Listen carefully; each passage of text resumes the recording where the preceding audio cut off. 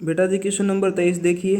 D E समांतर है इसी के चित्र दिया हुआ है अपने को आकृति में, अपने को ज्ञात करना है इसी।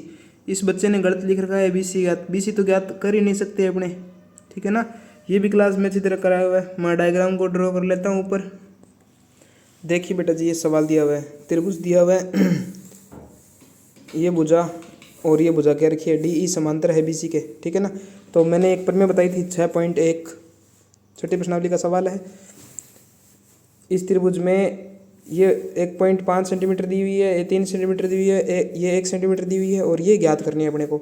जो ज्ञात करनी है अपने को वो x मान लेते हैं, ठीक है ना। तो मैंने एक बताया था कि अगर ये दोनों समांतर हो एक त्रिभुज में, इस प्रकार चित्र बनाया था क्लास में, याद है क्या।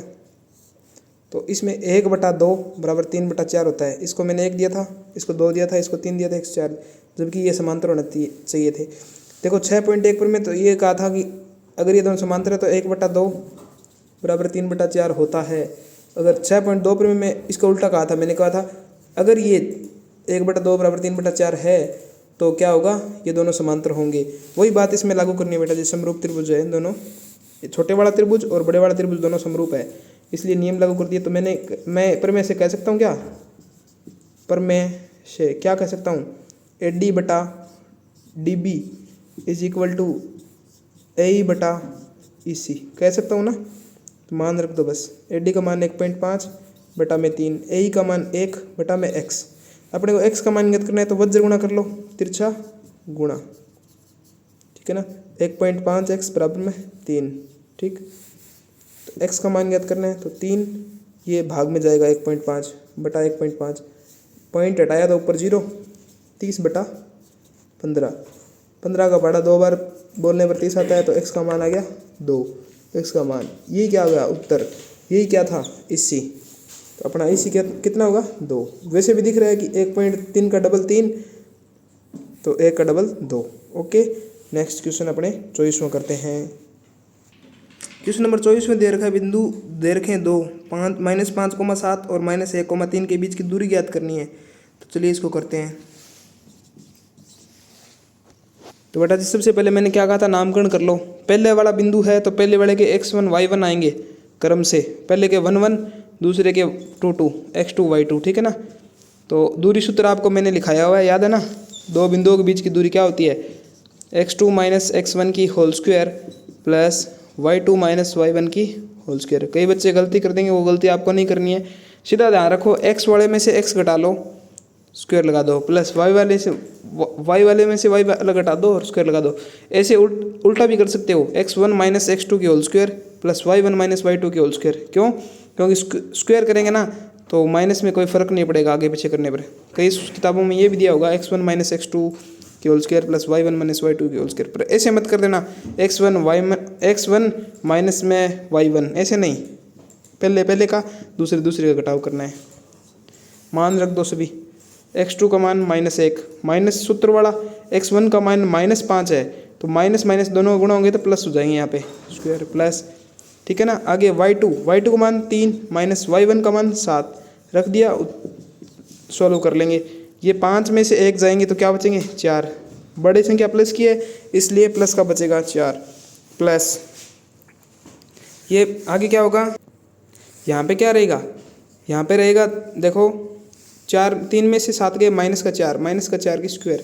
अब देखो 4 की स्क्वायर 16, माइनस की 4 की स्क्वायर भी 16 होगी, माइनस की स्क्वायर प्लस होती है इसलिए, ठीक है ना।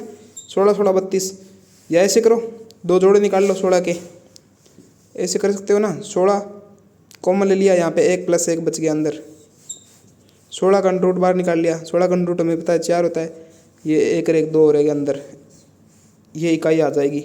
यहाँ पे कुछ भी इकाई नहीं दी हुई इसलिए सीधा इकाई होगी। दूरी हमेशा इकाई में आती है, अगर ऊपर सेंटीमीटर होता है तो सेंटीमीटर, क्षेत्रफल हमेशा सेंटीमीटर स्क्वायर या वर्ग इकाई में होती है, और आयतन हमेशा इकाई क्यूब यानी वर्ग घन इकाई होता है, घन सेंटीमीटर या घन मीटर क्यूब, ठीक है ना। इसको ऐसे भी कर सकते थे सीधा, √32 है उसका अपने टुकड़े कर नहीं सकते, यहाँ पे भी छोड़ सकते हो, और ऐसे भी कर सकते हो कि √32 को 16 × 2 लिख दिया मैंने, और 16 का अपने को पता है 4 होता है, √2 अंदर बच जाएगा। कैसे भी करो उत्तर आना चाहिए 4√2। ओके, नेक्स्ट क्वेश्चन नंबर 25 अपने करते हैं इसी वीडियो में। 25वां सिंपल सा क्वेश्चन था बेटा जी, साइन 60 कोस 30 प्लस साइन 30 कोस 60, इसका मान रख देते। एक तरीका तो ये था, मैंने दोनों तरीक़ों से कराया हुआ है। सिंपल तरीका ये था कि इसका फॉर्मूला होता है वो लगा दो, अगर वो फॉर्मूला किसी के याद ना आ रहे तो फिर अपने सीधा मान रख देते सारणी से। सारणी मैंने रटाई हुई है, आपको तरीका भी बताया हुआ है सारणी का, और एक वीडियो भी बना दूंगा इसका सारणी का। अंत टाइम में आप बोर्ड में पेपर देने जाओ उससे पहले वो देख लो, आराम से याद रह जाए, ठीक है ना। सबसे पहले बोर्ड में यही काम करना है, कॉपी में जाते ही पीछे साइड में सारणी बनानी है। 2-3 क्वेश्चन तो आ रहे हैं छोटे छोटे, पहले आपके आसान तरीके से करवा देता हूँ। चलो हार्ड तरीके से करवा देता हूँ। पहले सीधा सा मैंने फॉर्मूला लिखाया कि साइन ए, बड़ा ए लिख दूँ, साइन ए कोस बी प्लस, ये आगे पीछे लिख सकता हूँ गुणा में दोनों, कोस ए साइन बी, ऐसे आगे पीछे लिख सकता हूँ। कोस 60 साइन 30 लिख दूँ, कोई फ़र्क नहीं पड़ेगा। कोस साइन ए कोस बी प्लस कोस ए साइन बी। देखो ए मैंने 60 माना है, बी मैंने 30 माना है, देखो सही है ना, कोस 60 साइन 30 है ना। इसका एक फॉर्मूला होता है सीधा, इसको संयुक्त रूप में ऐसे लिख सकते हैं, साइन ए प्लस बी, ठीक है ना। तो ये इसको मैंने इस रूप में लिखा, तो ए का मान रख दिया मैंने, ए का मान 60, बी का मान मैंने रख दिया 30, साइन 60 और 30 हो गया साइन 90, और साइन 90 मैंने को पता है सारणी से 1 होता है, इसका उत्तर आ जाएगा 1, ठीक है ना। ये भी सही था, 1 उत्तर आ जाता है इसका। परंतु आप मान लो आपके ये फॉर्मूला याद नहीं रहता, तो आप इसको ऐसे कर सकते थे, सीधी सारणी आपको याद होनी चाहिए। इसके लिए साइन वाली और कोस वाली 2 टेबल याद होनी चाहिए। याद है क्या सबको? मैं आपको याद दिलाने के लिए लिख देता हूँ। 0 डिग्री, 30, 45, 60 और 90। 0 पर 0 होता है साइन, यहाँ पे कोस। 2 तो टेबल आपको सबको याद होनी ही चाहिए। 0 पे 0, 30 पे 1/2, इस पे 1/√2, इस पे √3/2 और इस पे 1। इसका उल्टा क्या होता है? ये 1, ये √3/2, ये 1/√2, ये 1/2, इसको पूरा पलट दो इधर, ठीक है ना, और इसका 0। अब ये सभी मान इसमें रख दो, सवाल में जो दिया हुआ है उसमें। साइन 60, सबसे पहले साइन 60 रखना है, साइन 60 का मान √3/2। फिर कोस 30 का मान देखो कितना है, √3/2, सेम आगे ना, प्लस साइन 30, सॉरी कोस 30 का मान है यहाँ पे, कोस 30 का मान √3/2 सही है। और साइन 30 का मान देखो, साइन 30 का मान कितना है, 1/2 गुणा में कोस 60 का मान देखो कितना है, 1/2।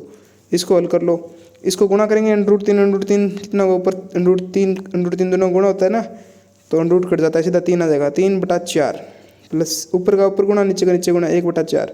लघुत्तम लो, मैंने लघुत्तम लिया यहाँ पे 4, ठीक है ना। तो 3 + 1 बराबर 4/4, 4 को 4 से कटा 1, उत्तर कितना आएगा, 1। आपकी मर्जी है, कैसे भी करो, ठीक है ना। पर ये सारणी अगर याद होगी तभी ये होगा, और इसमें ये सूत्र याद होगा तब होगा। ये सवाल सभी ऐसे लग रहा है ना आपको क्लास में एक एक सवाल करवाए हुए हैं, एक भी बार से नहीं आया। नेक्स्ट क्वेश्चन करते हैं 26वां।